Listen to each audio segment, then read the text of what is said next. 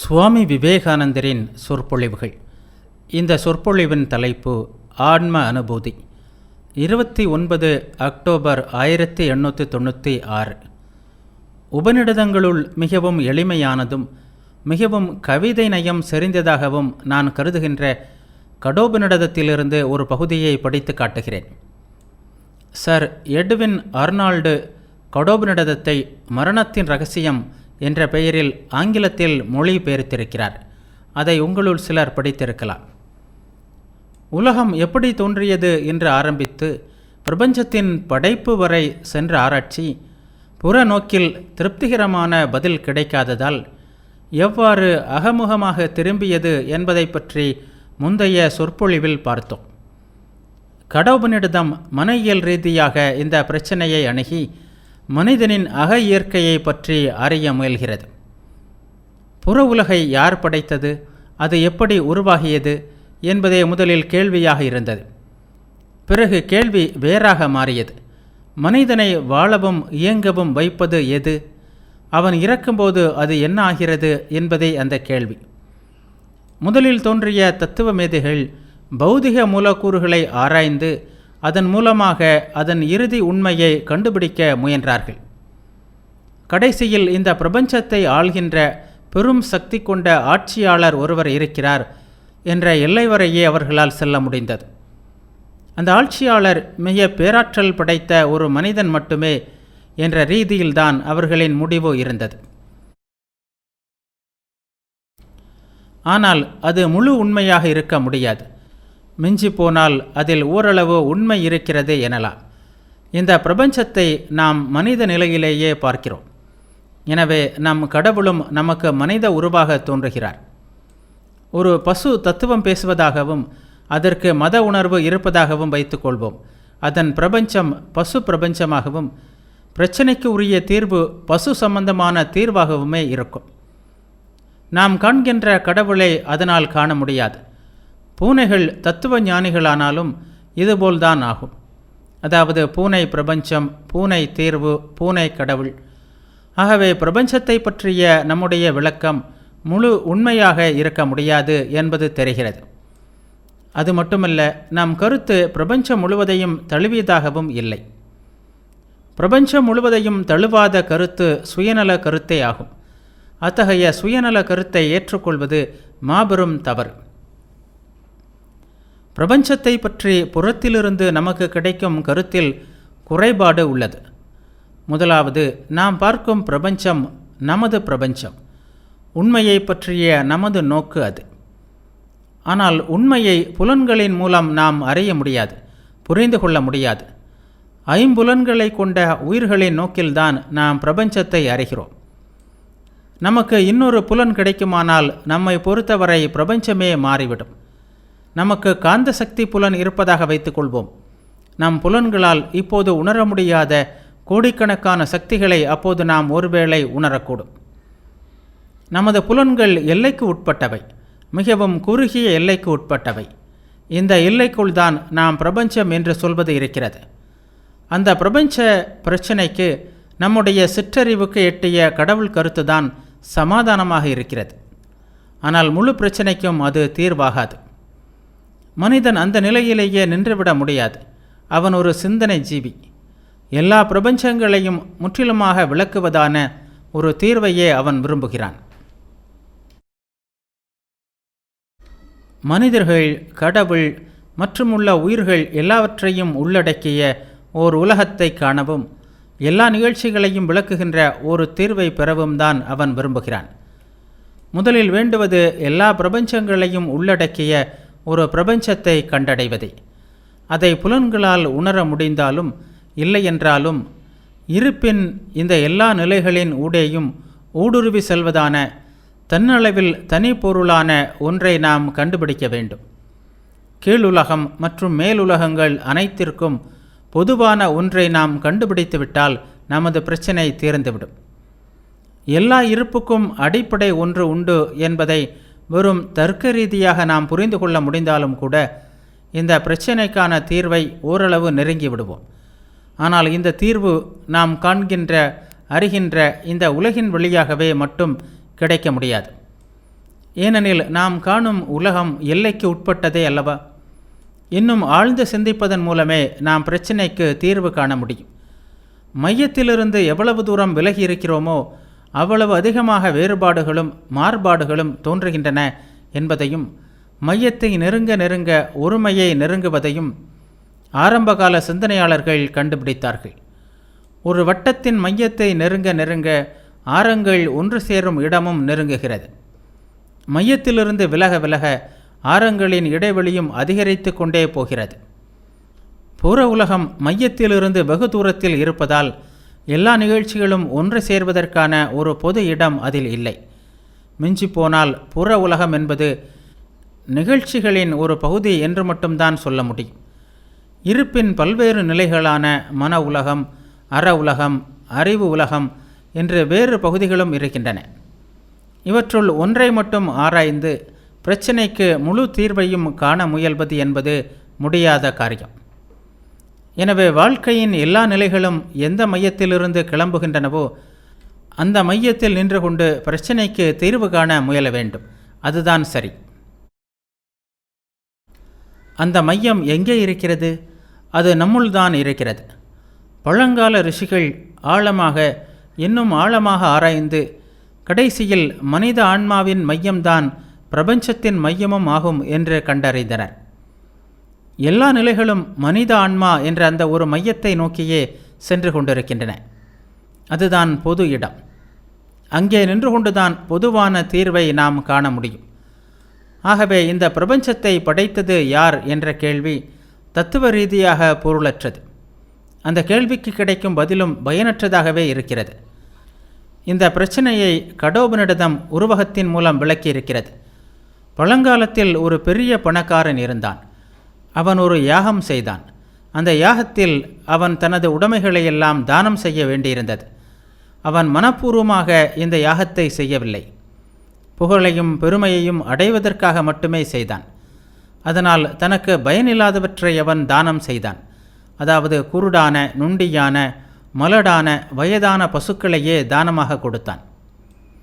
அந்த பணக்காரனுக்கு நச்சிகேதன் என்றொரு மகன் இருந்தான். தன்னுடைய தந்தை நியாயமற்றதை செய்வதையும் தாம் எடுத்துக்கொண்ட விரதத்தை மீறுவதையும் அவன் கண்டான். ஆனால் தந்தையிடம் என்ன பேசுவது என்று அவனுக்கு தெரியவில்லை. இந்தியாவில் குழந்தைகளுக்கு அன்னையும் பிதாவும் முன்னரே தெய்வம். ஆகவே நச்சிகேதன் மிகுந்த மரியாதையுடனும் பணிவுடனும் தந்தையை அணுகி, அப்பா, உங்கள் யாகத்தில் நீங்கள் எல்லாவற்றையுமே தானமாக கொடுக்க வேண்டியிருந்தது. என்னை யாருக்கு தானமாக கொடுக்கப் போகிறீர்கள் என்று கேட்டான். இந்த கேள்வியால் மிகவும் வெறுப்படைந்த தந்தை, மகனே, நீ என்ன சொல்கிறாய்? தந்தை மகனை தானமாக கொடுப்பதா என்று கேட்டான். நச்சிகேதன் விடாமல் மேலும் 2 முறை அதே கேள்வியை திரும்ப திரும்ப கேட்டான். அதனால் கோபமடைந்த தந்தை, உன்னை நான் யமனுக்கு கொடுக்கிறேன் என்று பதிலளித்தான். நச்சிகேதன் மரண தேவனான யமனிடம் போனான் என்ற கடோபனிடத்தில் கதை தொடர்கிறது. முதலில் மரணமடைந்த மனிதனே யமன் ஆனான். அவன் சொர்க்கத்திற்கு சென்று பித்ருக்களுக்கு அதிபதியானான். நல்லவர்கள் இறந்த பின் யமனிடம் சென்று அவனுடன் நீண்ட காலம் வாழ்கிறார்கள். யமன் என்ற பெயருக்கு தகுந்தாற்போல் அவன் மிகவும் தூய்மை, புனிதம், ஒழுக்கம் எல்லாம் நிறைந்த நல்லவன். நச்சிகேதன் யமலோகம் சென்றான். தேவர்களும் சில வேளைகளில் வெளியே போவதுண்டு. எனவே நச்சிகேதன் 3 நாட்கள் காத்திருக்க நேர்ந்தது. 3 நாட்களுக்கு பின் யமன் திரும்பி வந்தான். நச்சிகேதன் காத்திருப்பதைக் கண்ட அவன், அறிவில் சிறந்த மதிப்பிற்குரிய விருந்தாளியான நீ உணவொன்றும் இல்லாமல் 3 நாட்களாக இங்கே காத்து கொண்டிருக்கிறாயே. ஓ பிராமணனே, உனக்கு என் நமஸ்காரங்கள். எனக்கு நன்மை உண்டாகட்டும். நீ வந்த சமயம் நான் இங்கே இல்லாததற்கு மிகவும் வருந்துகிறேன். அதற்கு பரிகாரம் செய்து விடுகிறேன். ஒரு நாளைக்கு 1 வரமாக 3 நாட்களுக்கு 3 வரங்கள் உனக்கு தருகிறேன். கேள் என்று அன்போடு நச்சிகேதனிடம் கூறினான். நச்சிகேதனும் தன் தந்தைக்கு என் மீதுள்ள கோபம் மறைய வேண்டும், நீங்கள் என்னை இங்கிருந்து போக அனுமதித்தவுடன் அவர் என்னை அன்புடன் வரவேற்க வேண்டும், இதுவே என் முதல் வரம் என்று கேட்டான். யமன் இந்த வரத்தை முழுவதும் அளித்தான். மனிதர்களை சொர்க்கத்திற்கு அழைத்து செல்லும் ஒரு யாகத்தை பற்றி அறிய வேண்டும் என்பதே நச்சிகேதனின் இரண்டாவது வரமாக இருந்தது. வேதங்களின் சம்ஹிதை பகுதியில் காணப்படும் மிக பழைய கருத்து சொர்க்கத்தை பற்றியதே என்பதை கண்டோம். அந்த சொர்க்கத்தில் உள்ளவர்கள் ஒளி பொருந்திய உடலுடன் பித்திருக்களோடு வாழ்வதாக சொல்லப்பட்டிருக்கிறது. காலப்போக்கில் இன்னும் பல்வேறு கருத்துக்கள் வந்தன. அவையும் திருப்தி அளிப்பனவாக இல்லை. இன்னும் உயர்ந்த ஏதோ ஒன்று தேவையாக இருந்தது. சொர்க்க வாழ்க்கை இந்த உலக வாழ்க்கையிலிருந்து அதிகம் வேறுபட்டதாக இருக்காது. மிஞ்சி போனால் சொர்க்க வாழ்க்கை என்பது ஆரோக்கியமான செல்வந்தன் ஒருவனுடைய வாழ்க்கையை போல்தான் இருக்கும். அங்கே அளவற்ற புலனின்பங்களும் நோய் அறியாத திடமான உடலும் எல்லோருக்கும் கிடைக்கும். அவ்வளவுதான். அது நமது இந்த உலகம் போலவே தான் இருக்கும். இன்னும் கொஞ்சம் நேர்த்தியானதாக இருக்கும். ஜடமான புற உலகம் பிரச்சனையை தீர்க்காது என்பது நாம் அறிந்த விஷயம். ஆகவே எந்த சொர்க்கத்தாலும் பிரச்சனைக்கு தீர்வு காண முடியாது. ஜடப்பொருள் என்பது இயற்கையின் மிக மிக சிறிய ஒரு பகுதியே என்பதை நாம் எப்போதும் நினைவில் கொள்ள வேண்டும். ஆகவே இந்த உலகத்தால் தீர்க்க முடியாத பிரச்சனையை இந்த உலகத்தைப் போல் பன்மடங்கு உலகங்களாலும் தீர்க்க முடியாது. நமக்கு தெரிந்த இயற்கையின் மிக அதிகமான பகுதி ஜடப்பொருள் அல்ல. உதாரணமாக, புற உலகின் ஜடப்பொருட்களோடு ஒப்பிட்டால் நம் வாழ்க்கையின் ஒவ்வொரு கணத்திலும் நம்முடைய எண்ணங்களும் உணர்ச்சிகளும் அல்லவா பெரும் பங்கு வகிக்கின்றன. இப்படி தீவிரமாக செயல்படும் இந்த உள்ளுலகம் எவ்வளவு பிரம்மாண்டமானது! இதனுடன் ஒப்பிடும்போது புலன் உலகம் மிகவும் சிறியது. தொடு உணர்ச்சி, சுவை, காட்சி என்று புலனின்பமே எல்லாம் என்று சாதிப்பதுதான் இந்த சொர்க்க கருத்தின் தவறு. ஆகவே சொர்க்கத்தை பற்றிய இந்த கருத்து எல்லோருக்கும் முழு திருப்தியை அளிக்கவில்லை. உண்மை இப்படி இருந்தாலும் மனிதர்களை சொர்க்கத்திற்கு அழைத்து செல்லும் ஒரு யாகத்தை பற்றி தெரிந்து கொள்வதையே நச்சிகேதன் இரண்டாவது வரமாக கேட்டான். இப்படிப்பட்ட யாகங்கள் தேவர்களை திருப்திப்படுத்தி இவற்றை செய்யும் மனிதர்களை சொர்க்கத்திற்கு அழைத்து செல்லும் என்ற கருத்து வேதங்களில் இருந்தது. எல்லா மதங்களையும் ஆராய்ந்து பார்த்தால் பழமையானது என்றால் அது புனிதமானது என்ற கருத்து அவை எல்லாவற்றுக்குள்ளும் பரவி நிற்பதை காணலாம். உதாரணமாக, இந்தியாவில் எங்கள் முன்னோர்கள் எழுதுவதற்கு பூர்ஜ மரத்தின் மெல்லிய பட்டைகளை பயன்படுத்தி வந்தார்கள். காலப்போக்கில் காகிதம் செய்ய கற்றுக்கொண்டார்கள். ஆனால் இன்னும் பூர்ஜ பட்டைகள் புனிதமாகவே கருதப்பட்டு வருகின்றன. பழங்காலத்தில் சமைக்க உபயோகித்த பாத்திரங்கள் பல மாறுதல்களை அடைந்தபோது பழைய பாத்திரங்கள் புனிதமானவை ஆகிவிட்டன. இந்தியாவை தவிர வேறு எந்த நாட்டிலும் இந்த எண்ணம் இவ்வளவு இல்லை. உலர்ந்த மரக்குச்சிகளை ஒன்றோடொன்று உரசி தேய்த்து நெருப்பை உண்டாக்கும் பழக்கம் பல்லாயிரம் வருடங்களுக்கு முற்பட்டது. இருந்தாலும் யாகங்கள் செய்வதற்கு தீ உண்டாக்க இன்றும் இந்த முறையை தவிர வேறு முறைகளை பயன்படுத்துவதே இல்லை. ஆசிய ஆரியரின் மற்றொரு கிளையினரும் இப்படிப்பட்ட எண்ணங்களை கொண்டவர்களாகவே இன்றும் இருக்கிறார்கள். ஆசிய ஆரியர்கள் மின்னலிலிருந்து நெருப்பை உண்டாக்குவதை பழக்கமாக கொண்டிருந்தார்கள். இந்த பழக்கத்தை காட்டுவதற்காக இவர்களுடைய தற்கால சந்ததியினர் இன்னும் இதே முறையில் நெருப்பை உண்டாக்குவதையே விரும்புகின்றனர். பல புது பழக்கங்களை அவர்கள் கற்றுக்கொண்டாலும் பழைய பழக்கங்களை அப்படியே வைத்திருக்கிறார்கள். அவை புனிதமாகி விடுகின்றன. ஹீப்ருக்களின் விஷயமும் இப்படியே. அவர்கள் பாடம் செய்ய பெற்ற மிருகத்தோலில் எழுதி கொண்டிருந்தார்கள். இப்போது காகிதத்தில் எழுதுகிறார்கள். ஆனாலும் மிருகத்தோலை மிகவும் புனிதமாக நினைக்கிறார்கள். எல்லா நாடுகளுமே இப்படித்தான். இப்போது நாம் புனிதமாக நினைக்கும் ஒவ்வொரு சடங்கும் வெறும் பழைய பழக்கம்தான். வேத யாகங்களும் இந்த வகையை சேர்ந்தவையே. காலப்போக்கில் புதிய வாழ்க்கை முறைகளை கண்டுபிடித்ததால் கருத்துக்களில் மிகவும் முன்னேற்றம் ஏற்பட்டது. ஆனாலும் பழைய பழக்கங்கள் போகவில்லை. அவ்வப்போது மக்கள் அவற்றை செய்து வந்தனர். அவை புனிதம் வாய்ந்தவை ஆயின. நாளடைவில் ஒரு குழுவினர் இந்த யாகங்களை நடத்துவதை தங்கள் தொழிலாக கொண்டனர். இவர்களே புரோகிதர்கள். இவர்கள் யாகங்களை பற்றி சிந்தித்தனர். அவர்களுக்கு யாகமே எல்லாமாக இருந்தது. தேவர்கள் இந்த யாகங்களின் நறுமணங்களை நுகர்வதற்காக வந்தனர். யாகங்களின் சக்தியால் இந்த உலகில் எதையும் சாதிக்க முடியும் என்று கருதப்பட்டது. சில குறிப்பிட்ட ஆகுதிகளை அளிப்பதாலும் சில தோத்திரங்களை ஓதுவதாலும் குறிப்பிட்ட வகையில் ஹோம குண்டங்களை அமைப்பதாலும் தேவர்கள் எல்லா வரங்களையும் அளிப்பார்கள்.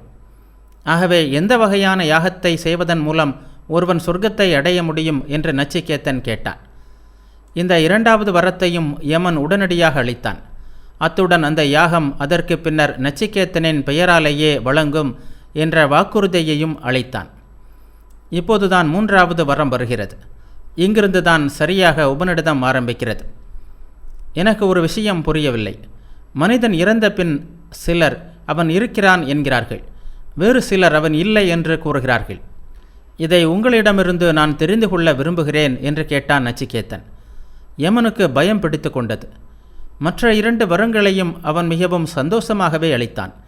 ஆனால் இப்போதோ நச்சிகேத்தனிடம், நச்சிகேத்தா, பண்டைய தேவர்களாலேயே இந்த இரகசியத்தை புரிந்து கொள்ள முடியவில்லை. இந்த நுண்ணிய இரகசியம் புரிந்து கொள்வதற்கு அவ்வளவு சுலபமானதல்ல. வேறு ஏதாவது கேள். இந்த விஷயத்தில் என்னை வற்புறுத்தாதே, விட்டுவிடு என்று வேண்டினான். நச்சிகேத்தன் இந்த விஷயத்தில் மிகவும் உறுதியாக இருந்தான். காலதேவனே, இந்த விஷயத்தில் தேவர்களுக்கே சந்தேகம் இருக்கிறது. இதை புரிந்து கொள்வது அவ்வளவு சுலபமல்ல என்று நீங்கள் கூறுவது உண்மைதான். ஆனால் இந்த விஷயத்தை தெளிவாக உபதேசிப்பதற்கு உங்களை விட வேறு யாரும் எனக்கு கிடைக்க மாட்டார்கள்.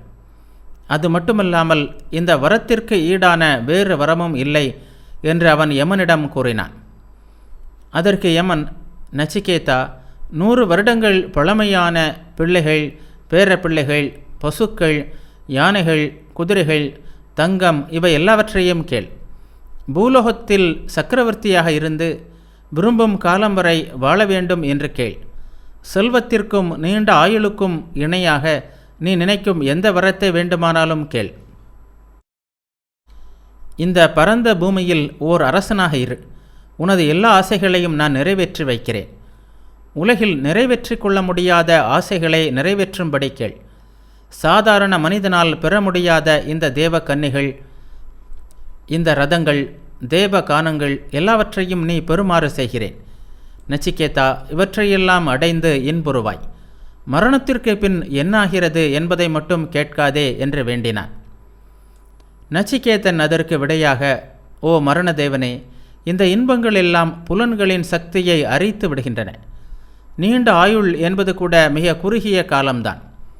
இந்த குதிரைகள், ரதங்கள், கானங்கள், நாட்டியங்கள் எல்லாம் உங்களிடமே இருக்கட்டும். செல்வத்தால் மட்டுமே மனிதன் திருப்தி அடைய மாட்டான். சாகும்போது செல்வம் கூடவா வருகிறது? எங்கள் ஆயுளின் அளவு நீங்கள் விதித்தபடிதான். எனவே நான் கேட்ட வரத்தையே நான் வேண்டுகிறேன் என்று தீர்மானமாக கூறினான். இந்த பதிலால் யமன் மிகவும் மகிழ்ச்சி அடைந்தான். நச்சிகேதா, பூரணத்துவம் வேறு, இன்பங்களை அனுபவிப்பது வேறு. இவை இரண்டும் வெவ்வேறு லட்சியங்கள் உடையவை. ஆகவே மனிதர்களை வெவ்வேறு பாதைகளில் இவை செலுத்துகின்றன. பூரணத்துவத்தை தேர்ந்தெடுப்பவன் தூய்மை அடைகிறான். இன்பங்களை நாடுபவன் உண்மையான லட்சியத்தை இழக்கிறான். மனிதனின் முன் பூரணத்துவம், இன்பம் ஆகிய 2 லட்சியங்களும் வருகின்றன. அறிவாளி இரண்டையும் ஆராய்ந்து ஒன்றிலிருந்து மற்றொன்றை வேறுபடுத்தி அறிகிறான். இன்பத்தை விட பூரணத்துவமே உயர்ந்தது என்று அறிந்து பூரணத்துவத்தையே அவன் தேர்ந்தெடுக்கிறான். முட்டாளோ உடல் சுகத்தை விரும்பி இன்பத்தை தேர்ந்தெடுக்கிறான். வெளிப்பார்வைக்கு மட்டுமே விரும்பத்தக்கவையாக தோன்றும் பொருட்களை பற்றி யோசித்து புத்திசாலித்தனமாக அவற்றை நீ ஒதுக்கிவிட்டாய் என்று நச்சிகேத்தனை பாராட்டினான். பிறகு நச்சிகேத்தனுக்கு உபதேசிக்க ஆரம்பித்தான். துறவு மற்றும் வைதிக தர்மம் பற்றிய மிகவும் வளர்ச்சியடைந்த கருத்து இங்கே நமக்கு கிடைக்கிறது. இன்பங்களை அனுபவிக்க வேண்டும் என்ற ஆசையை வெற்றி கொள்ளாமல் உள்ளத்தில் உண்மை பிரகாசிக்காது. புலனின்பங்கள் ஒவ்வொரு கணமும் ஆர்ப்பரித்து நம்மை வண்ணங்கள், சுவை, தொடு உணர்ச்சி போன்ற இந்த பயனற்ற புலனின்பங்கள் மற்றும் புறப்பொருட்களுக்கு அடிமையாக்கி புற உலகிற்கு இழுத்து செல்கின்றன. இவற்றிற்கு நாம் அடிமையாகாதது போல் எவ்வளவு பாசாங்கு செய்தாலும் இவற்றை நம்மால் விட முடிவதில்லை. இந்த நிலை நீடிக்கும் வரை நம் உள்ளங்களில் உண்மை எவ்வாறு பிரகாசிக்க முடியும்? யமன் கூறினான். செல்வங்களின் மயக்கத்தில் முட்டாள்தனமாக மூழ்கியிருக்கும் அறிவிழந்தவனின் மனதில் எல்லாவற்றிற்கும் அப்பால் உள்ளதன் சிந்தனை எழாது. இந்த உலகம் இருக்கிறது, மறு உலகம் இல்லை என்று எண்ணியவாறு அவர்கள் மீண்டும் மீண்டும் என் கீழ் வருகின்றனர். இந்த உண்மை புரிந்து கொள்வதற்கு மிகவும் கடினமானது. இடைவிடாமல் கேட்டாலும் பலரால் இதை புரிந்து கொள்ள முடிவதில்லை. இதை புரிந்து கொள்வதற்கு சொல்பவனும் சிறந்தவனாக இருக்க வேண்டும், கேட்பவனும் சிறந்தவனாக இருக்க வேண்டும். குருவும் சிறந்தவராக இருக்க வேண்டும், சீடனும் தகுதி படைத்தவனாக இருக்க வேண்டும். இது உணர வேண்டிய உண்மையே தவிர வாத பிரதிவாதங்களுக்கு இங்கே இடமில்லை. ஆகவே வீண் தர்க்கத்தால் மனத்தை குழப்பிக் கொள்ளக்கூடாது. ஒவ்வொரு மதமும் நம்பிக்கையை வலியுறுத்துகிறது என்பது நாம் அறிந்ததே. கண்மூடித்தனமாக நம்பு என்றே நமக்கு போதிக்கப்படுகிறது. இந்த கண்மூடித்தனமான நம்பிக்கை சந்தேகமில்லாமல் ஆட்சேபத்திற்கு உரியதுதான். ஆனால் இதை ஆராய்ந்து பார்த்தால் இதற்கு பின்னால் ஒரு மகத்தான உண்மை மறைந்திருப்பது நமக்கு தெரிய வருகிறது. அந்த உண்மையை பற்றித்தான் இப்போது இந்த உபநிடதத்தில் நாம் படிக்கப் போகிறோம். வீண் தர்க்கங்கள் கடவுளை அறிய நமக்கு உதவி புரிவதில்லை. ஆகவே வீண் தர்க்கங்களால் மனத்தை குழப்பிக் கொள்ளக்கூடாது. அவர் உணரக்கூடியவரே தவிர தர்க்கங்களால் அறியக்கூடியவர் அல்ல. வாதம், தர்க்கம் எல்லாம் சில அனுபவங்களையே அடிப்படையாக கொண்டிருக்கின்றன. இந்த அனுபவங்கள் இல்லாமல் தர்க்கம் இருக்க இடமில்லை. நாம் ஏற்கனவே அனுபவித்த சில உண்மைகளை ஒப்பிடுவதே தர்க்கம். இப்படி அனுபவித்த இந்த உண்மைகள் ஏற்கனவே இல்லை என்றால் தர்க்கத்திற்கு இடமில்லை. புற விஷயங்களை பொறுத்தவரையில் இது உண்மையானால் அக விஷயங்களிலும் இது ஏன் உண்மையாகக்கூடாது? வேதியியல் நிபுணர் சில இரசாயன பொருட்களை கலந்து சில முடிவுகளை காண்கிறார். இது ஓர் உண்மை. நாம் இதை பார்க்கிறோம், உணர்கிறோம். இரசாயன சம்பந்தமான நம்முடைய தர்க்கங்களுக்கு இதையே அடிப்படையாகவும் பயன்படுத்தி கொள்கிறோம். பௌதிகமும் மற்ற விஞ்ஞானங்களிலும் கூட இதே முறைதான் பின்பற்றப்படுகிறது. சில உண்மைகளை அனுபவிப்பதே, உணர்வதே எல்லா அறிவுக்கும் அடிப்படையாக இருக்கிறது. இந்த அடிப்படையின் மீதுதான் நாம் நமது தர்க்கங்களையும் வாதங்களையும் அமைக்க வேண்டியிருக்கிறது. ஆனால் பெரும்பாலோர், குறிப்பாக தற்காலத்தில், ஆன்மீக விஷயங்களில் அத்தகையதோர் அனுபவ அடிப்படை சாத்தியமில்லை, வீண் தர்க்கங்களால் தான் ஆன்மீகத்தையும் புரிந்து கொள்ள வேண்டும் என்று நினைக்கிறார்கள். விந்தையான விஷயம். ஆன்மீகம் என்பது அனுபவித்தறிய வேண்டிய உண்மையே தவிர வெறும் வார்த்தை ஜாலமல்ல. நாம் நமது ஆன்மாவை ஆராய்ந்து உண்மை என்ன என்பதை காண வேண்டும், புரிந்து கொள்ள வேண்டும். புரிந்து கொண்டதை அனுபவத்தில் உணரவும் வேண்டும். அதுவே ஆன்மீகம். எவ்வளவு பேசினாலும் இது ஆன்மீகமாகாது. கடவுள் என்ற ஒருவர் இருக்கிறாரா இல்லையா என்பதை தர்க்கத்தால் நிரூபிக்க முடியாது. ஏனெனில் இரு பக்கத்திற்கும் சம அளவில் வாதங்கள் உள்ளன. ஆனால் கடவுள் என்று ஒருவர் இருந்தால் அவர் நம்முடைய இதயங்களில்தான் இருக்கிறார். நீங்கள் எப்போதாவது அவரை பார்த்திருக்கிறீர்களா? இந்த உலகம் இருக்கிறதா இல்லையா என்ற பிரச்சனையே இன்னும் தீர்ந்த பாடில்லை. லட்சியவாதிகளுக்கும் பிரத்யட்சவாதிகளுக்கும் இடையே இந்த விஷயத்தை பற்றி நடக்கும் வாக்குவாதம் முடிவில்லாமல் போய்கொண்டே இருக்கிறது. இருந்தாலும் உலகம் இருக்கிறது என்பதும் அது இயங்கிக் கொண்டே இருக்கிறது என்பதும் நமக்கு தெரிகிறது. நாம் வெறும் வார்த்தை ஜாலங்களிலேயே உழன்று கொண்டிருக்கிறோம். ஆகவே வாழ்க்கையை பொறுத்தவரை எல்லா விஷயங்களிலும் உண்மையை பார்க்கவே நாம் முயல வேண்டும். விஞ்ஞானத்தில் உள்ளது போல் ஆன்மீகத்திலும் உள்ள உண்மைகளை நாம் உணர வேண்டும். அவற்றை அடிப்படையாக வைத்துதான் மத உணர்வை நாம் உருவாக்க முடியும். ஒரு மதத்தில் உள்ள எல்லா கொள்கைகளையும் நம்ப வேண்டும் என்ற கண்மூடித்தனமாக வற்புறுத்துவது மனித குலத்தையே இழிவுபடுத்துவதாகும். எல்லாவற்றையும் நம்பும்படி நம்மை வற்புறுத்தும் ஒரு மனிதன் தன்னை இழிவுபடுத்துவதுடன் அப்படி நாம் நம்பினால் நம்மையும் இழிவுபடுத்துகிறான். தங்கள் மனத்தை ஆராய்ந்து உண்மைகளை கண்டதை பற்றி கூற மட்டுமே உலகிலுள்ள ஞானியருக்கு உரிமை உள்ளது. நாமும் அதுபோல் ஆராய்ச்சி செய்து அந்த உண்மையை கண்டால் அவர்கள் சொல்வதை நம்புவோம். அதற்கு முன் அல்ல. மதம் என்பதன் உண்மை இதுதான்.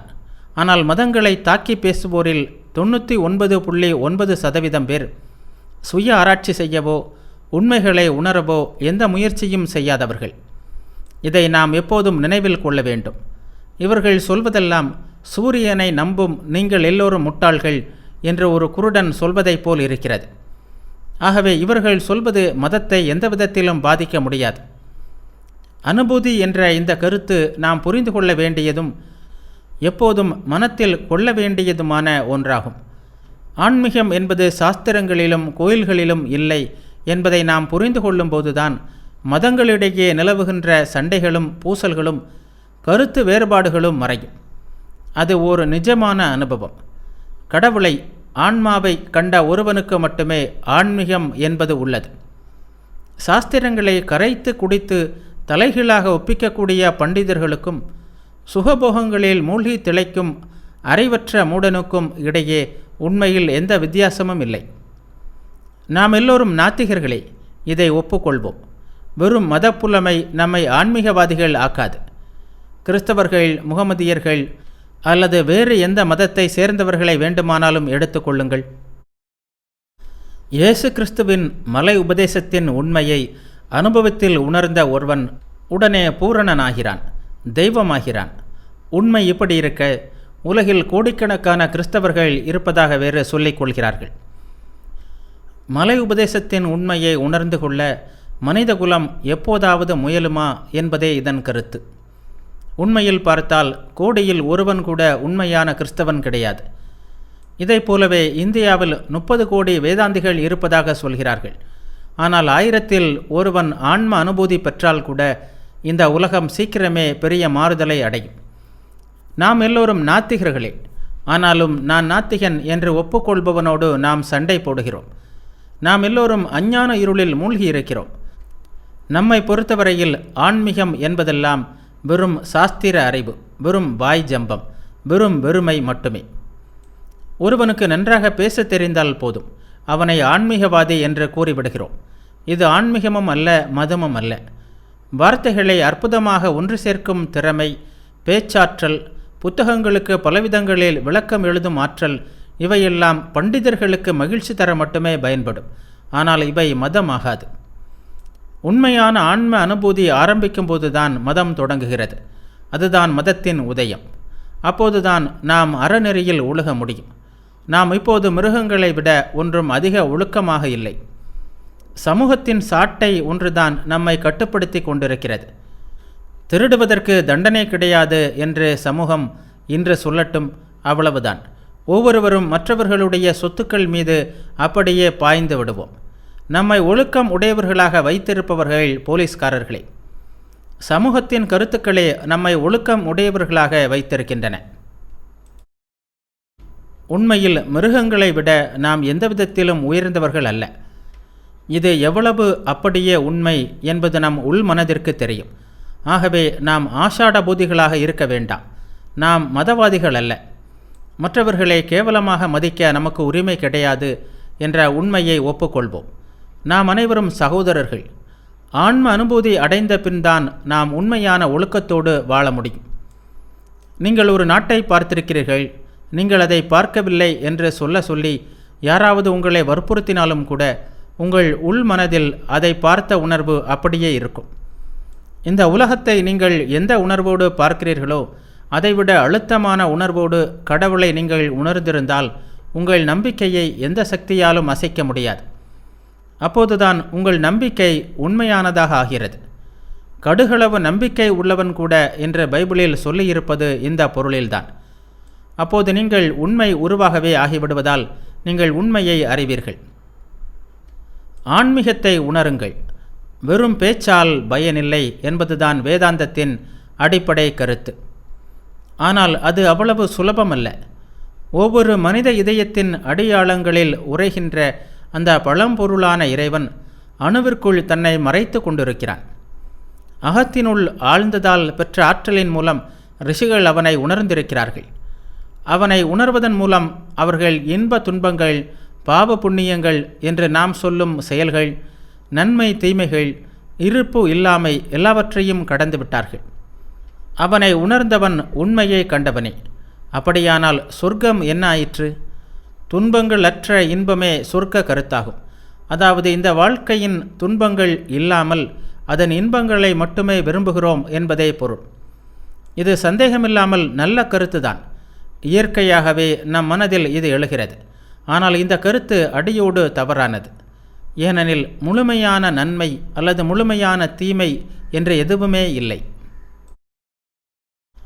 ரோமாபுரி பணக்காரனை பற்றி நீங்கள் எல்லோரும் கேள்விப்பட்டிருப்பீர்கள். தன் சொத்தில் 10 லட்சம் பவுன்களே எஞ்சியிருந்தன என்பதை ஒரு நாள் அவன் கண்டான். நாளைக்கு என்ன செய்வது என்று திகைத்து போய் தற்கொலை செய்து கொண்டான். 10 லட்சம் பவுன்கள் கூட அவனுக்கு ஏழ்மைதான். எனவே எது இன்பம், எது துன்பம்? இவற்றின் மதிப்பு எப்போதும் மாறிக்கொண்டே இருக்கிறது. நான் சிறுவனாக இருந்தபோது வண்டி ஓட்டுபவனாக எப்போதும் வண்டியை ஓட்டிக்கொண்டு திரிவதுதான் என்னை இன்பத்தின் உச்சிக்கு கொண்டு செல்லும் என்று நான் நினைத்ததுண்டு. ஆனால் இப்போது அப்படி நினைக்கவில்லை. நாம் எந்த இன்பத்தை நிலையாக பற்றி கொள்ள முடியும்? இந்த ஓர் அம்சத்தை நாம் முதலில் புரிந்து கொள்ள வேண்டும். இதுதான் நம்மை விட்டு இறுதியாக அகன்று செல்லும் மூட நம்பிக்கைகளில் ஒன்றும் ஆகும். இன்பத்தை பற்றி எல்லோருக்கும் ஒரே மாதிரி கருத்து இருப்பதில்லை. எனக்கு ஒரு மனிதனை தெரியும். ஓர் உருண்டை அபினை விழுங்காத நாளெல்லாம் அவனுக்கு இன்ப நாளே அல்ல. எங்கும் அபின் நிறைந்த சொர்க்கத்தையே அவன் கனவு காண்பானோ என்னவோ. ஆனால் அந்த சொர்க்கம் எனக்கு மிகவும் துன்பம் அளிப்பதாக இருக்கும். ஆறுகள் ஓடும் அழகான தோட்டங்கள் நிறைந்த சொர்க்கத்தை பற்றி அரபு கவிதைகளில் அடிக்கடி சொல்லியிருப்பதை காணலாம். அளவுக்கு அதிகமான நீர் நிறைந்த ஒரு நாட்டில் நான் என் வாழ்நாளில் பெரும்பகுதியை கழித்திருக்கிறேன். ஒவ்வொரு வருடமும் பல கிராமங்கள் வெள்ளக்காடாகின்றன. ஆயிரக்கணக்கான உயிர்கள் பலியாகின்றன. எனவே என்னுடைய சொர்க்கம் ஆறுகள் ஓடும் தோட்டங்கள் நிறைந்ததாக இருக்காது. என்னுடைய சொர்க்கம் மிக குறைவான மழையுள்ள பூமியாக இருக்கும். இன்பங்களை பற்றிய நமது கருத்து எப்போதும் மாறிக்கொண்டே இருக்கிறது. இளைஞன் சொர்க்கத்தை பற்றி கனவு காண்பானானால் அங்கே தனக்கு ஓர் அழகான மனைவி இருப்பதாக காண்பான். அவனுக்கே வயதான பின் மனைவி தேவையில்லை. நம்முடைய தேவைகளே நமது சொர்க்கங்களை உருவாக்குகின்றன. நம் தேவைகளின் மாறுதலுக்கு ஏற்ப நமது சொர்க்கங்களும் மாறுகின்றன. புலன் இன்பத்தையே வாழ்க்கையின் எல்லாமாக கொண்டவர்கள் விரும்புகின்ற சொர்க்கத்தை போன்ற சொர்க்கம் நமக்கு இருந்தால் நாம் முன்னேறவே முடியாது. ஆன்மாவிற்கு நாம் கொடுக்கும் மிகப்பெரிய சாபம் அதுவாகத்தான் இருக்கும். நாம் அடையக்கூடியது இவ்வளவுதானா? சிறிது காலம் கதறுகிறோம், சிறிது காலம் கேளிக்கைகளில் ஈடுபடுகிறோம், கடைசியில் கேட்பாரற்று ஒரு நாயைப் போல் சாகிறோம். இந்த அற்ப விஷயங்களுக்காக ஏங்கும்போது மனித குலத்திற்கே ஒரு பெரிய சாபக்கேட்டை உண்டாக்கி விடுகிறோம். உலக இன்பங்களை நாம் துரத்தி கொண்டு போகும்போது நாம் இதைத்தான் செய்கிறோம். ஏனென்றால் உண்மையான இன்பம் எது என்று நமக்கு தெரியாது. இன்பத்தை விட்டுவிட சொல்லி தத்துவம் நம்மை வற்புறுத்துவதில்லை. மாறாக உண்மையான இன்பத்தை அறிந்து கொள் என்றே அது வற்புறுத்துகிறது. நார்வே நாட்டினரின் சொர்க்கம் ஒரு மிகப்பெரிய போர்க்களமாக இருக்கும். அங்கே எல்லோரும் ஒடின் என்ற தெய்வத்தின் முன்னால் உட்கார்ந்திருப்பார்கள். அவர்கள் வேட்டையாட ஒரு காட்டுப்பன்றி இருக்கும். போருக்கு சென்று தங்களுக்குள்ளேயே சண்டையிட்டு அவர்கள் ஒருவரை ஒருவர் வெட்டி மாய்த்து கொள்வார்கள். ஆனால் சண்டை முடிந்த சிறிது நேரத்திற்குள் இறந்தவர்கள் எல்லாம் எப்படியோ பிழைத்து கொள்வார்கள். பிறகு அவர்கள் ஒரு விசாலமான கூடத்திற்குள் செல்வார்கள். அங்கே பன்றியை சுட்டு வைத்திருப்பார்கள். எல்லோரும் சேர்ந்து அதை உண்டு கழிப்பார்கள். அதன் பிறகு அந்த காட்டு பன்றிக்கு உயிர் வந்து மறுபடியும் வேட்டையாடப்படுவதற்கு தயாராக இருக்கிறது. ஒவ்வொரு நாளும் இதே கதைதான். இது ஏறக்குறைய எங்கள் சொர்க்கத்தை போல்தான் உள்ளது. துளியும் மாறுதல் இல்லை. எங்கள் கருத்துக்கள் வேண்டுமானால் சற்று நாகரிகமாக இருக்கலாம். காட்டுப்பன்றி வேட்டையாடப்பட்டு சாப்பிடப்பட்டு ஒவ்வொரு நாளும் மறுபடியும் உயிர் பெற்று இதே கதையை தொடர்வதாக அவர்கள் கற்பனை செய்வது போல் நாமும் காட்டுப்பன்றிகளை வேட்டையாடுவதற்கும் எப்போதும் புலனின்பங்கள் கிடைத்து கொண்டே இருக்கும் சொர்க்கத்திற்கு போவதற்கும் விரும்புகிறோம்.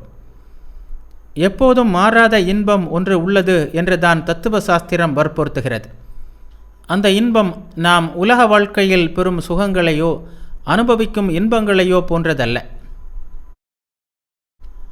உலக வாழ்க்கையின் இன்பங்களெல்லாம் அந்த உண்மையான இன்பத்தின் மிக சிறு துளி என்று வேதாந்தம் கூறுகிறது. ஏனென்றால் உண்மையில் உள்ளது அந்த இன்பம் மட்டுமே. அந்த இன்பம் மூடப்பட்டு தவறாக புரிந்து கொள்ளப்பட்டு கேலிக்கு உட்பட்டிருந்தாலும் ஒவ்வொரு கணமும் நாம் உண்மையில் அந்த இன்பத்தை அனுபவித்து கொண்டுதான் இருக்கிறோம். எந்த இடத்தில் ஓர் ஆசையோ ஆனந்தமோ இன்பமோ இருந்தாலும் சரி, அது திருடனுக்கு திருடுவதில் கிட்டும் இன்பமாக கூட இருக்கலாம். அது அந்த பேரின்பத்தின் வெளிப்பாடே. ஆனால் அது மாயையால் மறைந்து பல்வேறு புற சூழ்நிலைகளால் பல வகையாக குழம்பியது போல் தவறாக புரிந்து கொள்ளப்பட்டிருக்கிறது. அவ்வளவுதான். அதை புரிந்து கொள்ள அது அல்லாத மற்றவற்றை விளக்குவதால் தான் முடியும். அதன் பிறகுதான் இதுதான் என்று உணரும் முயற்சி ஆரம்பிக்கிறது. அறியாமையையும் பொய்யையும் விட்டொழித்த பின்தான் உண்மை நமக்கு தன்னை வெளிப்படுத்தி கொள்ள தொடங்குகிறது.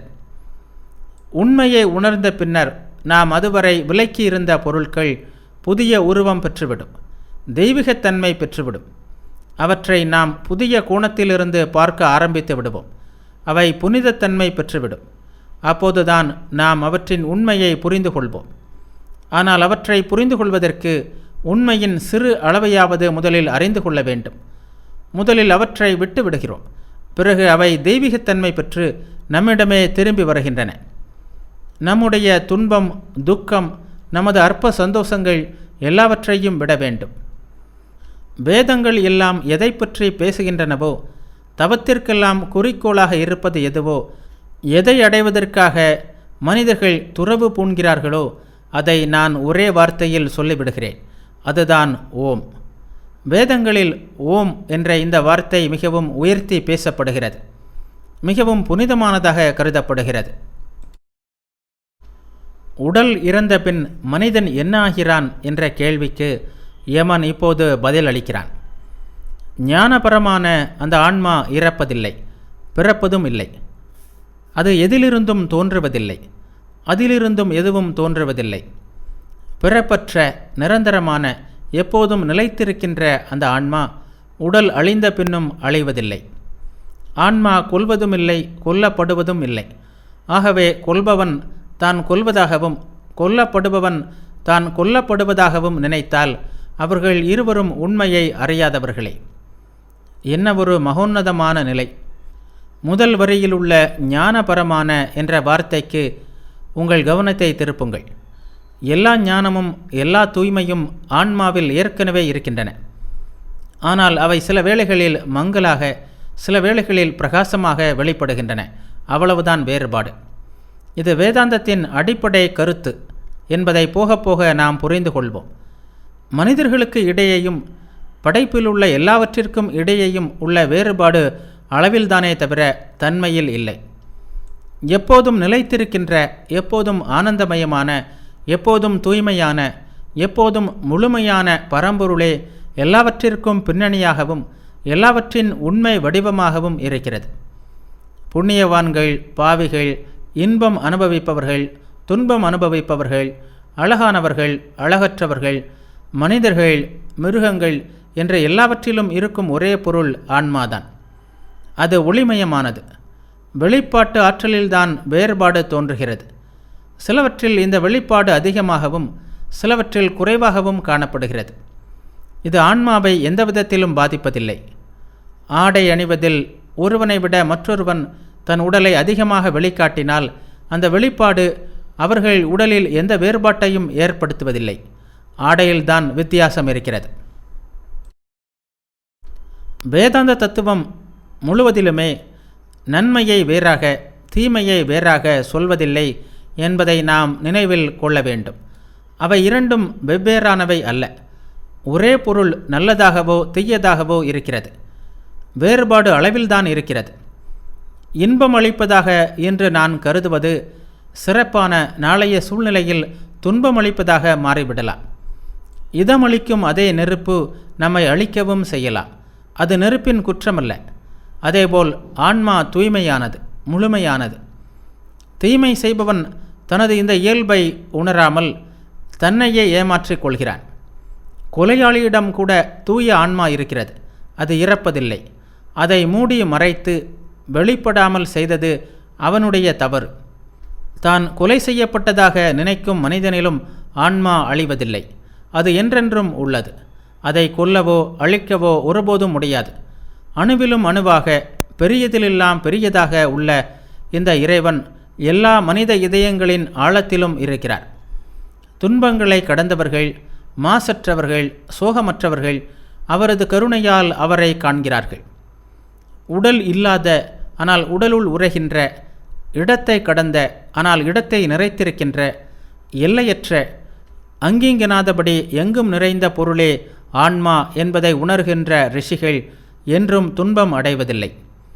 இந்த ஆன்மாவை பேச்சாற்றல் மூலமோ பரந்த அறிவின் மூலமோ வேதங்களை படிப்பதன் மூலமாகவோ கூட உணர முடியாது. இவை மிகவும் தைரியமான வார்த்தைகள். ரிஷிகள் துணிவுமிக்க சிந்தனையாளர்கள் என்று நான் ஏற்கனவே சொன்னேன் அல்லவா? அவர்கள் எதற்கும் தயங்கவில்லை.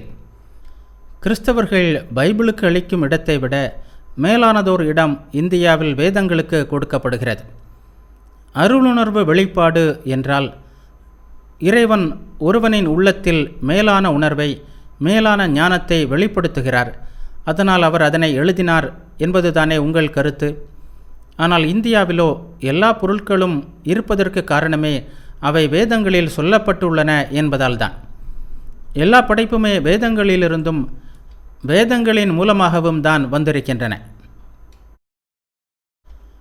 அறிவு என்று சொல்லப்படுபவை அனைத்தும் வேதங்களில் உள்ளன.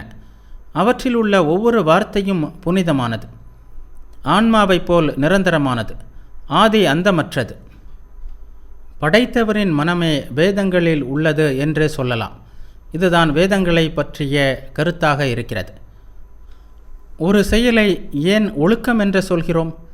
வேதம் சொல்வதால். மற்றொன்றை ஏன் தீயொழுக்கம் என்று சொல்கிறோம்? வேதங்கள் சொல்வதால் தான். இப்படி இருந்தும் வேதங்களை அதிகம் படிப்பதால் உண்மையை அடைந்துவிட முடியாது என்று தீர்மானமாக கூறிய ரிஷிகளின் துணிச்சலை பாருங்கள். இறைவன் யாரிடம் அருள் கொள்கிறாரோ அவருக்கே தம்மை வெளிப்படுத்துவார். இவ்வாறு சொல்வது இறைவன் பாரபட்சம் காட்டுபவர் என்றல்லவா ஆகும் என்று சொல்லலாம். அதனை யமன் விளக்குகிறான். தீய காரியங்களை செய்தவர்களால், மனம் அமைதி பெறாதவர்களால் ஒருபோதும் உண்மையின் ஒளியை காண முடியாது. யாருடைய இதயத்தில் உண்மை இருக்கிறதோ, செயலில் தூய்மை இருக்கிறதோ, புலன்கள் கட்டுப்பாட்டில் இருக்கின்றனவோ அவர்களுக்குத்தான் ஆன்மா தன்னை வெளிப்படுத்தும். இதோ ஓர் அற்புதமான உருவகம். உடலை தேராகவும், ஆன்மாவை சவாரி செய்பவனாகவும், புத்தியை தேரோட்டியாகவும், மனத்தை கடிவாளமாகவும், புலன்களை குதிரைகளாகவும் கற்பனை செய்து கொள்ளுங்கள். யாருடைய குதிரைகள் நன்கு பழக்கப்பட்டு இருக்கின்றனவோ, கடிவாளம் உறுதியாக உள்ளதோ, தேரோட்டி அதை நன்றாக பிடித்திருக்கிறானோ, அவனே எங்கும் நிறைந்திருக்கின்ற நிலையான தன் குறிக்கோளை அடைவான். யாருடைய குதிரைகள் அடக்கப்படாமலும் கடிவாளம் உறுதியாக பிடிக்கப்படாமலும் இருக்கின்றனவோ அவன் அழிவை நோக்கி போகிறான். எல்லாவற்றிலும் உள்ள இந்த ஆன்மா கண்களுக்கோ புலன்களுக்கோ புலன் ஆவதில்லை. ஆனால் தூய்மையுற்ற பக்குவம் பெற்ற மனம் உடையவர்கள் அவரை உணர்கிறார்கள். ஒலி, ஒளி, உருவம், சுவை, தொடு உணர்ச்சி அனைத்தையும் கடந்து, இயற்கையையும் கடந்து, தனி பொருளாக, எல்லையற்றதாக, ஆதியந்தம் இல்லாததாக, மாறுதலே அடையாததாக உள்ள பரம்பொருளை உணர்பவனே மரணத்தின் பிடியிலிருந்து விடுதலை பெறுகிறான். இது மிகவும் கடினம். கத்தி முனையில் நடப்பதை போன்றதே ஆகும். பாதை நீண்டதும் அபாயங்கள் நிறைந்ததும் ஆகும். ஆனால் போராடுங்கள், மனம் தளராதீர்கள், எழுந்திருங்கள், விழித்திருங்கள், குறிக்கோளை அடையும் வரை முயற்சியை நிறுத்தாதீர்கள். எல்லா உபநிடதங்களின் ஊடேயும் இழைகின்ற மைய கருத்து அனுபூதி என்பதுதான். அவ்வப்போது கேள்விகள் பல எழுகின்றன. தற்காலத்தில் அதிகமாக எழுகின்றன. இதனால் என்ன பயன் என்பது போன்ற கேள்விகளும் எழுகின்றன. இந்த கேள்விகள் எல்லாமே நமது பழைய தொடர்புகளால் தூண்டப்பட்டே எழுகின்றன என்பதை காண்கிறோம். கருத்துக்களின் தொடர்பு மனத்தின் மீது அளவில்லாத ஆதிக்கம் செலுத்துகிறது. குழந்தை பருவத்திலிருந்தே சகுன கடவுள் கருத்தையும் மனத்தின் தனித்தன்மையையும் பற்றியே கேள்விப்பட்டு வந்தவர்களுக்கு இந்த வேதாந்த கருத்துக்கள் கடினமானவையாக, புரியாதவையாக தோன்றுகின்றன. ஆனால் அவர்கள் இந்த கருத்துக்களை உன்னிப்பாக கேட்டு அவற்றை சிந்தித்து வந்தால் அவை அவர்களது வாழ்க்கையுடன் ஒன்றிவிடும். அதன்பின் அவர்களை பயமுறுத்த செய்யாது.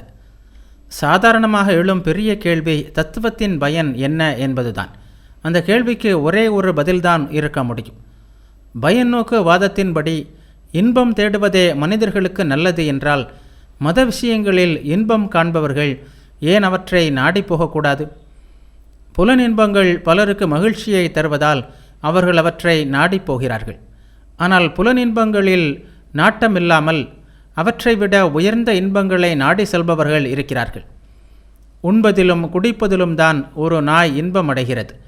எல்லாவற்றையும் துறந்து ஒருவேளை ஏதோ மலை உச்சியில் அமர்ந்து வானத்தில் உள்ள நட்சத்திரங்களை ஆராயும் விஞ்ஞானியின் இன்பத்தை நாயால் புரிந்து கொள்ள முடியாது. அவன் ஒரு பைத்தியம் என்று நினைத்து அந்த நாய் சிரிக்கலாம். ஒருவேளை திருமணம் செய்து கொள்வதற்கு கூட அந்த விஞ்ஞானியிடம் பணம் இல்லாமல் இருக்கலாம். அவன் மிக எளிய வாழ்க்கை வாழ்கிறான். நாய் அவனை பார்த்து கேலியாக சிரிக்கலாம்.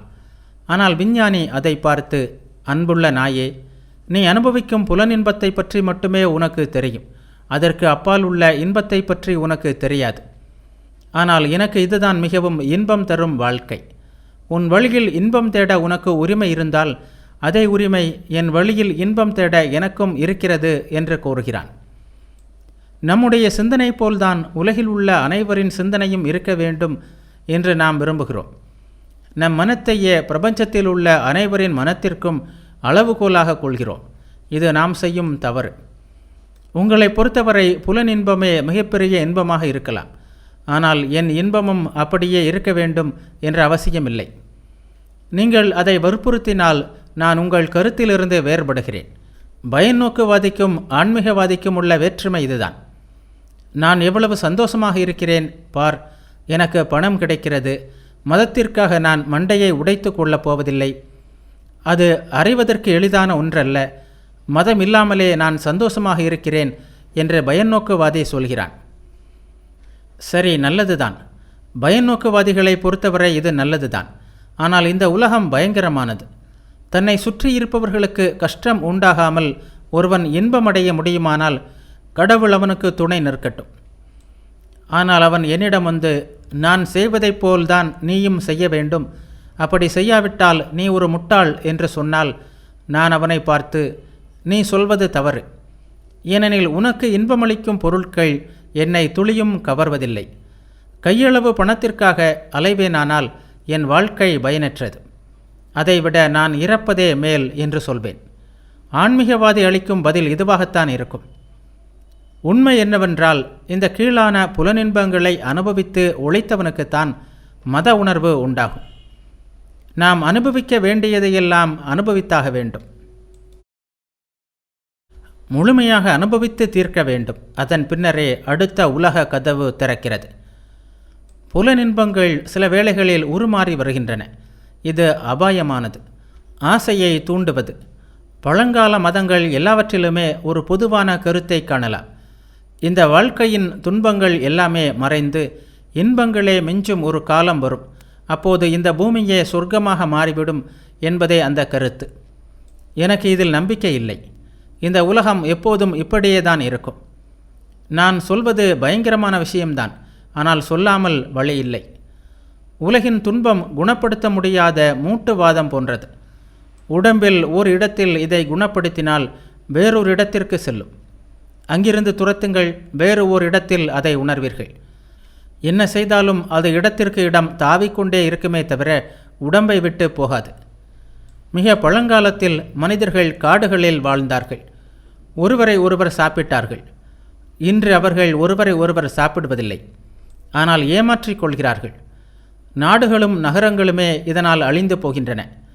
இது ஒரு முன்னேற்றமாக தெரியவில்லை. இந்த உலகில் முன்னேற்றம் என்று நீங்கள் சொல்வதெல்லாம் ஆசைகளை பெருக்கிக் கொள்வதே தவிர வேறெதுவுமாக எனக்கு தெரியவில்லை. எனக்கு தெளிவாக தெரிவதெல்லாம் ஆசைகளே துன்பம் அனைத்தையும் கொண்டு வருகின்றன என்பதுதான். இந்த நிலை எப்பொழுதும் எதையாவது யாசித்து கொண்டிருக்கும் பிச்சைக்காரனின் நிலைதான். பார்ப்பதையெல்லாம் சொந்தமாக்கிக் கொள்ள அவன் விரும்புகிறான். அந்த விருப்பம் இல்லாமல் அவனால் எதையும் பார்க்க முடியாது. இன்னும் அதிகம் வேண்டும் என்று ஏங்குகிறான். நம் ஆசைகளை திருப்திப்படுத்தும் சக்தி கூட்டல் விகிதத்தில் அதிகரித்தால் ஆசைகளின் சக்தி பெருக்கல் விகிதத்தில் அதிகரிக்கிறது. உலகில் உள்ள இன்ப துன்பங்களின் மொத்த அளவு அதிகரிக்கவோ குறையவோ செய்யாமல் எப்போதும் அப்படியே தான் இருக்கிறது. கடலில் ஓர் இடத்தில் அலை எழுந்தால் அது மற்றொரு இடத்தில் பள்ளத்தை உண்டாக்குகிறது. ஒருவனுக்கு இன்பம் வந்தால் மற்றொருவனுக்கோ ஒருவேளை மற்றொரு பிராணிக்கோ துன்பம் வருகிறது. மனிதர்களின் தொகை பெருகுகிறது, ஆனால் சில மிருகங்களின் தொகை குறைகிறது. நாம் அந்த மிருகங்களை கொன்று அவை வசிக்கும் இடத்தை ஆக்கிரமித்துக் கொள்கிறோம். நாம் வாழ்வதற்கான வழிகளை அவற்றிடமிருந்தே பெறுகிறோம். உலகில் இன்பம் அதிகரிக்கிறதென்று நாம் எப்படி சொல்ல முடியும்? வலிமை மிக்க இனங்கள் எளிய இனங்களை அழித்தே வாழ்கின்றன. ஆனால் இந்த வலிமை மிக்க இனம் சந்தோஷமாக இருக்கும் என்று நீங்கள் நினைக்கிறீர்களா? இல்லை, அவர்கள் ஒருவரை ஒருவர் கொல்ல ஆரம்பித்து விடுவார்கள். நடைமுறையில் இந்த உலகம் எப்படி சொர்க்கமாக முடியும் என்பது எனக்கு தெரியவில்லை. நடவடிக்கைகள் அதற்கு எதிராகவே இருக்கின்றன. கொள்கை அளவில் கூட இது நடக்கும் என்று எனக்கு தோன்றவில்லை. நிறைநிலை என்பது எப்போதும் எல்லையற்றதாகவே இருக்கிறது. நாம் ஏற்கனவே இந்த எல்லையற்றதாகத்தான் இருக்கிறோம். அதை வெளிப்படுத்தவே முயன்று கொண்டிருக்கிறோம். நீங்களும் நானும், ஏன் எல்லா உயிர்களுமே அதற்காகத்தான் முயன்று கொண்டிருக்கின்றன. இந்த அளவில் இது சரிதான். ஆனால் இந்த உண்மையை அடிப்படையாக கொண்டு சில ஜெர்மானிய தத்துவவாதிகள் ஒரு விசித்திரமான கொள்கையை உருவாக்கியிருக்கிறார்கள். இந்த வெளிப்பாடு மேன்மேலும் உயர்ந்து கொண்டே போய் இறுதியில் நாம் முழுமை பெற்று விடுவோம், பூரணத்துவம் அடைந்து விடுவோம் என்பதுதான் அது. முழுமையான வெளிப்பாடு என்பது என்ன? முழுமையடைவது என்றால் எல்லையற்றதாக ஆவது, வெளிப்பாடு என்றால் எல்லைக்கு உட்படுவது. ஆகவே நாம் எல்லோரும் எல்லைக்கு உட்பட்ட எல்லையற்றதாகி விடுவோம் என்று ஆகிறது. இது முன்னுக்கு பின் முரணானது. இத்தகைய கருத்து குழந்தைகளுக்கு சந்தோஷம் அளிக்கலாம். அதே வேளையில் அவர்களின் மனதில் அது பொய் என்ற விஷத்தை செலுத்துகிறது. மத உணர்வுக்கு இது மிகவும் கேடு விளைவிக்கக்கூடியது.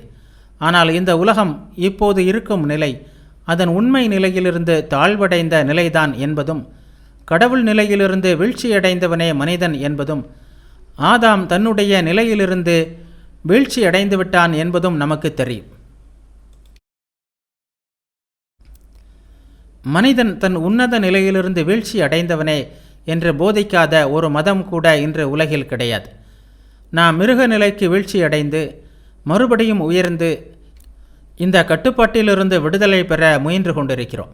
ஆனால் எல்லையற்றதை முழுமையாக வெளிப்படுத்த இங்கே நம்மால் முடியாது. நாம் கடுமையாக போராடலாம். ஆனால் புலன்களுக்கு கட்டுப்பட்டிருக்கின்ற நிலையில் இங்கே நிறைநிலை அடைய முடியாது என்பதை நாம் உணரும் காலம் வந்தே தீரும். அப்போது நமது பழைய உண்மையான எல்லையற்ற நிலைக்கு திரும்பி போகின்ற பயணத்தை ஆரம்பிப்போம். இதுதான் துறவு. நாம் உள்ளே வந்த பாதையிலேயே திரும்பி மேலே போக ஆரம்பிப்பதுதான் துன்பத்திலிருந்து விடுபடும் வழியாகும். அப்போதுதான் ஒழுக்கம் மற்றும் அறநெறி கோட்பாடுகள் உருவாகத் தொடங்கும். எல்லா நீதிநெறி கோட்பாடுகளுக்கும் நிரந்தர அடிப்படை எது? நான் அல்ல, நீயே என்பதுதான். இந்த நான் என்பது எல்லாவற்றையும் கடந்த எல்லையற்ற பரம்பொருள் தன்னை பிரபஞ்சத்தில் வெளிப்படுத்தி கொள்ள செய்யும் முயற்சியே ஆகும். அதன் பலன்தான் இந்த சிறிய நான். இது திரும்பி போய் தன் உண்மை நிலையாகிய எல்லையற்ற தன்மையை அடைய வேண்டும். சகோதரா, நான் முக்கியமல்ல, நீதான் முக்கியம் என்று நாம் சொல்லும் ஒவ்வொரு முறையும் அவ்வாறு திரும்பி செல்வதற்கு முயல்கிறோம். நான் தான், நீ அல்ல என்று நாம் சொல்லும் ஒவ்வொரு முறையும் இந்த புலனுலகின் மூலம் எல்லையற்ற பரம்பொருளை வெளிப்படுத்த முயல்வதான தவறான பாதையில் அடியெடுத்து வைக்கிறோம். இதுதான் உலகில் போராட்டங்களையும் தீமைகளையும் ஏற்படுத்துகிறது. ஆனால் சிறிய காலத்திற்கு பின் நிலையான துறவு வந்தே தீரும். சிறிய நான் இறந்து அழிந்து விடுகிறது. இந்த அற்பமான வாழ்விற்காக ஏன் இவ்வளவு சிரமம் எடுத்துக்கொள்ள வேண்டும்? இங்கும் சரி, மறு உலகங்களிலும் சரி, இந்த வாழ்வை அனுபவிக்க வேண்டும் என்ற வீணான ஆசைகள் மரணத்திலேயே கொண்டு போய்விடும். மிருகங்களின் பரிணாம வளர்ச்சிதான் நாம் என்றால், மிருகங்கள் என்பவை வீழ்ச்சி பெற்ற மனிதர்களாக இருக்கலாம். அப்படி இல்லை என்று உங்களுக்கு எப்படி தெரியும்? மிகவும் எளிய முறையில் அமைந்த உடல்களிலிருந்து மிகவும் சிக்கலான முறையில் அமைந்த உடல்கள் வரை கீழிருந்து மேலே போகும் அமைப்புதான் பரிணாம கொள்கையின் நிரூபணம் என்பது உங்கள் எல்லோருக்கும் தெரியும். ஆனால் அதை மட்டும் வைத்துக்கொண்டு இந்த அமைப்பு கீழிருந்து மேலே தான் போகிறது, மேலிருந்து கீழே வருவதில்லை என்று எப்படி சொல்ல முடியும்? இரண்டு பக்கங்களுக்கும் ஆதாரமாக வாதங்கள் இருக்கின்றன. இந்த கொள்கையில் ஏதாவது உண்மை இருக்குமானால் இருக்கும் என்றே நான் நம்புகிறேன். இந்த அமைப்பு மாறி மாறி மேலேயும் கீழேயும் போய் வருகிறது என்பதே உண்மை. ஒடுக்கம் இல்லாமல் விரிவு எப்படி இருக்க முடியும்? உயர்ந்த நிலைக்கான நமது போராட்டம் நாம் உயர்ந்த நிலையிலிருந்து வீழ்ச்சி அடைந்தவர்கள் என்பதையே காட்டுகிறது. உண்மை அப்படித்தான் இருக்க வேண்டும். விவரங்கள் வேண்டுமானால் வேறுபடலாம். இயேசுவும் புத்தரும் சொல்வதும் வேதாந்தம் சொல்வதும் நாம் எல்லோரும் ஒரு நாள் நிச்சயமாக நிறைநிலையை அடைவோம்.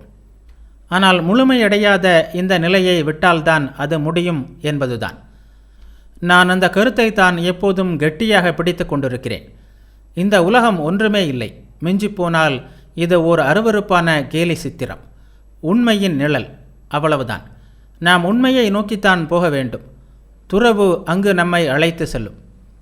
நமது உண்மையான வாழ்க்கையின் அடிப்படையே துறவுதான். நாம் நம்மை பற்றி எண்ணாத நேரங்களில் மட்டுமே நன்மையையும் உண்மையான வாழ்க்கையையும் அனுபவிக்கிறோம். நம்முடைய சிறிய நான் அழிய வேண்டும். அப்போதுதான் நாம் உண்மை பொருள், அந்த உண்மையே கடவுள், அதுதான் நமது உண்மையான இயல்பு. அது எப்போதும் நமக்கு உள்ளேயும் நம்மோடு கூடவேயும் இருக்கிறது என்பதை உணர முடியும். நாம் அவரிலேயே வாழ்வோம், அவரிலேயே நிற்போம். அந்த நிலை ஒன்றுதான் இன்பமான நிலை. ஆன்ம நிலையில் வாழ்வதுதான் உண்மையான வாழ்க்கை. நாம் எல்லோரும் அந்த அனுபூதி நிலையை அடைவதற்கு முயல்வோமாக.